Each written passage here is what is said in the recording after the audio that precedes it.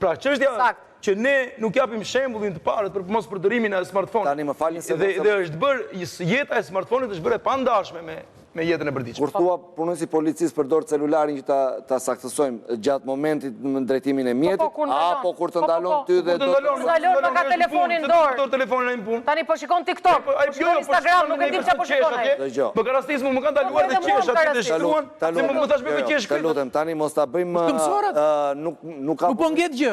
Tani po themi të vërtetën, nuk po. Ti e di sa e duam ne policinë e shtetit. Nuk sabotojmë me etiketime që ai në momentin që. Ne themi të vërtetën. Lutem, tani edhe një herë, më lëni ta saksoj këtë pjesë dhe ta them me përgjegjësi të plot për aq kohë sa unë ushtroj këtë detyrë dhe vajta 11 vjet që jam në qarkullimin rrugor të Komisariatit të Policisë Rrugore Tiranë.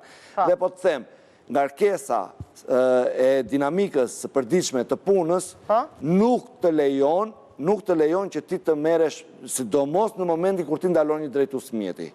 Sidomos të merresh në momentin që ti ke ndaluar drejtues mjeti, ti thua polici parë që do më ndaloj me telefon, unë do ta çoj me foto. Edhe një herë, unë do ta çoj me foto. Dëgjoj të lutem. Unë do ta çoj me foto. Unë do marr prapë telefonin dhe do ta çoj me foto. Edhe një herë, mos e gatrojmë. Telefoni është mjeti domosdoshëm për ne. Pse? Ne në atë telefon shumica e punonjësve të policisë kanë kodin rrugor të shkarkuar. Mirë, pra po unë jam dakord me Landin. Jo, të lutem. Kanë kodin rrugor absolutisht pokër.